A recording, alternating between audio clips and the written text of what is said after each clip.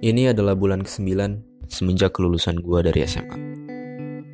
Melepas seragam putih abu, mulai memilih jalan hidup gua sendiri.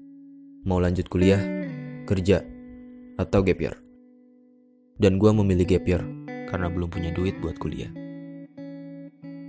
Teman-teman gua kebanyakan pada lanjut kuliah.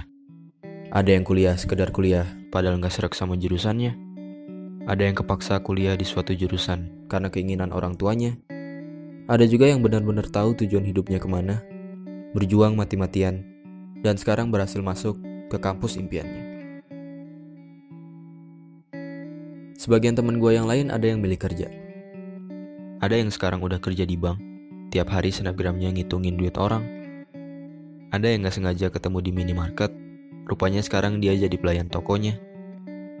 Ada juga teman-teman gue yang memilih jadi abdi negara, dan sekarang kalau kemana-mana, mereka pakai seragam yang keren-keren. Sementara itu gue yang menunda kuliah, di tengah jalan mulai berpikir, apakah gue gak sebaiknya nyari kerjaan tetap aja? Karena menunda kuliah ternyata gak semudah yang dibayangkan. Gue harus siap menerima paradigma orang-orang ketika menjawab pertanyaan, sekarang kuliah di mana? Gue juga harus siap menahan rasa kecewa ketika melihat orang-orang yang lebih berhasil daripada gue. Gue harus tetap optimis kalau gue bisa kuliah, walaupun kenyataannya keluarga gue lagi susah. Dan gue harus tetap belajar, walaupun rasanya gue mau nangis. Melihat kedua orang tua yang masih bekerja di usia senja, demi mewujudkan cita-cita anaknya. Akhirnya yang gue lakukan adalah belajar sambil kerja. Kerja apa aja yang gue bisa. Gue bisa ngedit video, gue manfaatin buat ikutan lomba-lomba video di internet. Gue bikin video-video pernikahan. Gue juga jadi freelancer, ngerjain tugas kuliah orang-orang. Dan dari usaha-usaha itu, gue dapat hasil yang lumayan.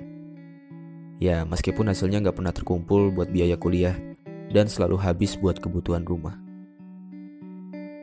Tapi gue bersyukur, seenggaknya letih yang orang tua gue rasakan, sekarang bebannya telah berkurang. Dan keringat yang bercucuran kini berganti dengan senyuman.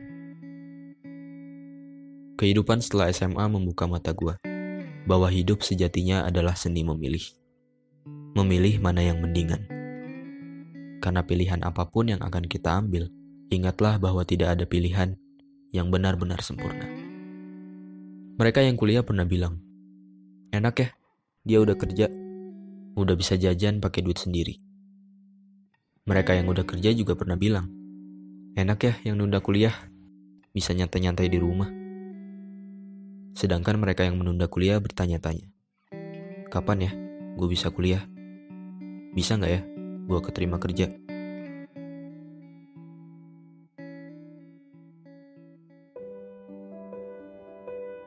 Untuk orang-orang yang sedang mengemban ilmu di bangku kuliah, sadarlah, banyak orang-orang yang tidak seberuntung kamu. Jangan menyia-nyiakan kesempatan yang kamu dapatkan. Tetap semangat, walau jurusan atau kampus yang kamu dapat tak sesuai keinginan. Dan jangan terus-terusan mengeluh atas tugas-tugas yang menumpuk berlebihan.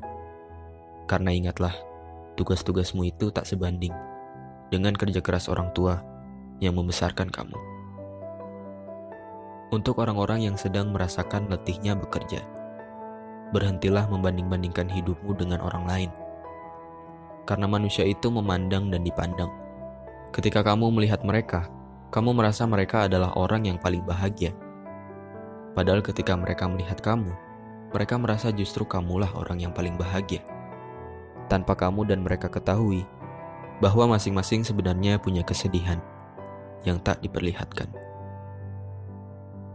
Dan untuk orang-orang yang menunda kuliah atau sedang berjuang meraih cita-citanya, pahamilah bahwa setiap orang ada masanya dan setiap masa ada orangnya. Mungkin belum waktunya kamu mendapatkan apa yang kamu inginkan. Tapi jangan menyalahkan keadaan. Ambil hikmahnya. Setidaknya sekarang kamu jadi tahu. Di saat terpuruk, siapa saja orang-orang yang tetap setia menemanimu. Siapa saja orang-orang yang terus mendukungmu. Dan siapa saja orang-orang yang peduli padamu. Teruslah melangkah. Berusaha sekeras yang kamu bisa, perbaiki semua kekuranganmu, dan jangan dengarkan apa kata orang. Karena yang menjalani hidupmu adalah kamu, yang merasakan sedih dan bahagiamu adalah kamu. Maka semuanya tergantung kamu, tergantung sudut pandangmu. Bagaimana cara kamu menyikapi setiap cobaan? Apakah dengan bersedih, berlarut-larut, atau malah bersyukur atas pelajaran yang kamu dapatkan, dan berusaha bangkit dari keterpurukan? Dan berdoalah, minta kepadanya supaya kamu cepat bertemu dengan waktu. Waktu yang tepat di saat impianmu terwujud, waktu yang indah di saat kebahagiaan menyertaimu, dan waktu yang sempurna di saat ayah dan ibu berkata, "Kami bangga padamu."